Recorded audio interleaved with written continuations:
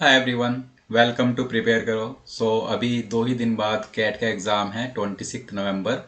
I am sure आप सभी की बहुत अच्छी प्रिपरेशन हो चुकी होगी और आप बहुत कॉन्फिडेंट फील कर रहे होंगे कैट 23 के लिए। ठीक है, तो आज का वीडियो सिर्फ एग्ज़ाम डे पर आपको क्या क्या चीज़ें ध्यान रखनी है उसके रिगार्डिंग है। तो क्या क्या बातें हम लोग ध्यान रखें, सबसे पहले आप अपने जो एग्ज़ाम सेंटर है उस पर टाइम से कम 1 आवर पहले का मार्जिन रख करके जाना। ठीक है, उसमें कोई भी डिले नहीं होना चाहिए। इस वजह से आपकी प्रिपरेशन खराब नहीं चली जानी चाहिए 1 साल की। ठीक है, तो आप जितने मंथ से मेहनत कर रहे हो, 1 ईयर से, मे बी 1 ईयर से ज़्यादा से भी आप मेहनत कर रहे होंगे, जस्ट वो 1 आवर जल्दी पहुंच जाओगे तो उससे कुछ प्रॉब्लम नहीं हो जाएगी। ठीक है, उससे आप अपना चांस सिक्योर कर रहे हो बेसिकली एग्ज़ाम अटेम्प्ट करने का। तो बहुत सारे केसेस ऐसे आते हैं कि एग्ज़ाम सेंटर पहुंचने में लेट हो गए तो एग्ज़ाम नहीं दे पाए, तो वैसा केस आपके साथ नहीं होना चाहिए। मेक श्योर उससे 1 आवर पहले आप पहुंच जाए। दूसरा, जो जो बिलोंगिंग्स आपको लेकर के जाने के लिए बोला गया वो चीज़ें लेकर के जाओ। वाटर बॉटल लेकर जाओ अपना, टू फील कॉन्फिडेंट। ठीक है, और अपना एडमिट कार्ड जरूर लेकर जाना, और भी जो चीज़ आपको मेंशन की गई हैं। ठीक है, तीसरी चीज, जब आप सेक्शंस को अटेम्प्ट कर रहे हैं ना, जैसे पहला सेक्शन वीआरसी ओपन होगा, उसके बाद आपका डीएलआर सेक्शन ओपन होगा, और उसके बाद होगा क्वांट सेक्शन ओपन। राइट, तो अब उसमें आपको ये चीज ध्यान रखनी है, जैसे किसी एक सेक्शन का इम्पैक्ट दूसरे सेक्शन पर नहीं पड़ना चाहिए इन नेगेटिव वेज। जैसे सपोज डीएलआर सेक्शन हमारा थोड़ा सा डाउन रह गया, मतलब मैं एक्सपेक्टेशन ज़्यादा की थी लेकिन डीएलआर में हम उतना नहीं कर पाए अच्छा, तो उस चीज का इम्पैक्ट हमें क्वांट सेक्शन पर नहीं आने देना है। क्यों? क्योंकि जो हमारा ओवरऑल परसेंटाइल है वो हमारे टोटल मार्क्स पर डिपेंड करेगा।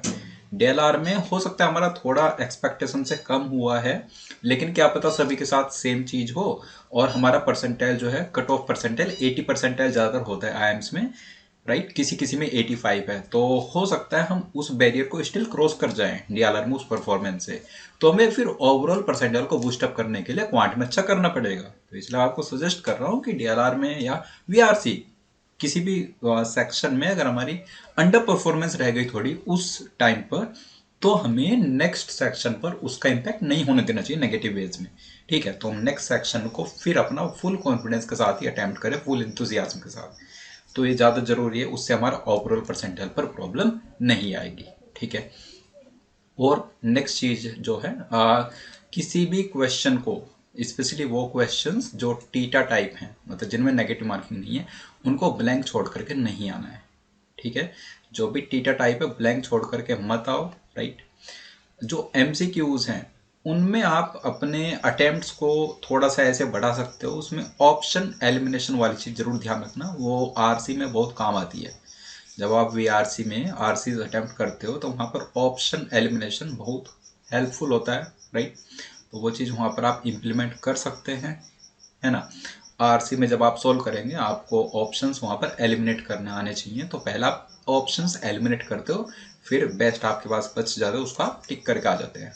तो ये चीज़ आप बाकी में भी कर सकते हो। राइट, ऑप्शंस के थ्रू क्वेश्चन अप्रोच करना, जैसे क्वांट में काफ़ी क्वेश्चंस में ऐसा हम कर सकते हैं कि ऑप्शंस जो है उनके वैल्यूज पुट कर करके अपने क्वेश्चन को हम आंसर तक पहुंच जाते हैं बेसिकली।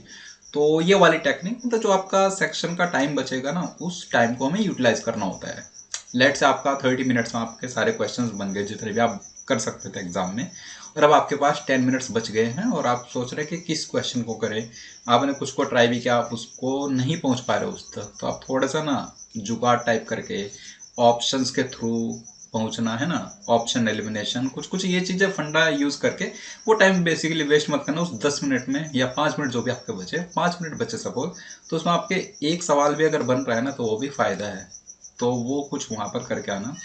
डीएलआर में ये चीज़ आपको ज़्यादा काम आएगी। डीएलआर में क्या होगा कि जैसे आपने एक सेट बना लिया और आपके सपोज लेट से 30 मिनट चले गए, 10 मिनट बचे हुए, अब 10 मिनट में कोई भी सेट कंप्लीट तो आप कर नहीं पाएंगे, है ना।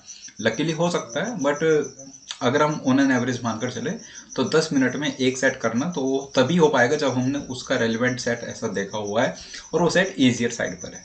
राइट, बट अगर ऐसा नहीं है और हमारे पास लेट से 10 की जगह थोड़ा कम टाइम बचा है, 7-8 मिनट का टाइम बचा है, 7 मिनट का मान लो, तो 7 मिनट्स में 6 मिनट्स में जो भी हम एक सेट कंप्लीट नहीं बना पाएंगे, तो हम क्या करेंगे, वहां पर हम देखेंगे कि अच्छा ये वाला सेट था जिसका हम ये सवाल कर सकते हैं, तो ये चीज़ें मैंने पहले भी कवर किया पहले के वीडियोज़ में कि आप सेट जो देख लेते हो उसके फिर क्वेश्चन भी एक बार देख लिया करो।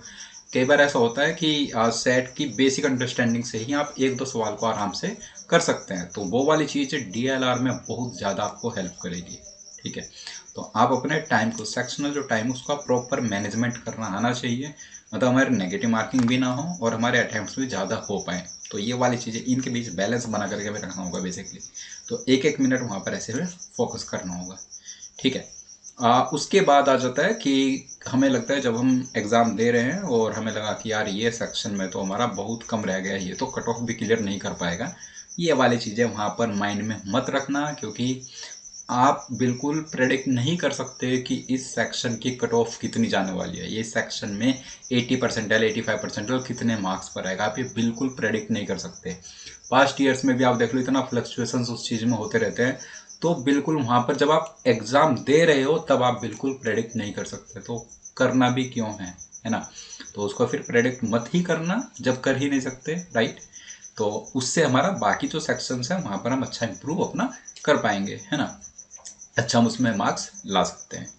और जैसा मैंने आपको बताया ऑलरेडी कि एरिथमेटिक बहुत इंपॉर्टेंट पार्ट है, तो एरिथमेटिक के क्वेश्चंस हम ज़्यादा एक्सपेक्ट कर रहे हैं इस एग्ज़ाम में, जो विकेट आने वाला है। तो आई होप आपने बहुत अच्छे से उसकी तैयारी की है और आप एरिथमेटिक के तो एटलीस्ट 90% क्वेश्चन करके ही आएंगे। तो ठीक है, हम लोग एक्सपेक्ट कर रहे हैं कि वेन डायग्राम का सेट भी DLR में आ जाए, वेन डायग्राम, डिस्ट्रीब्यूशन, इनमें से, राइट। तो आपका एग्ज़ाम बहुत अच्छा हो और all the very best to all of you.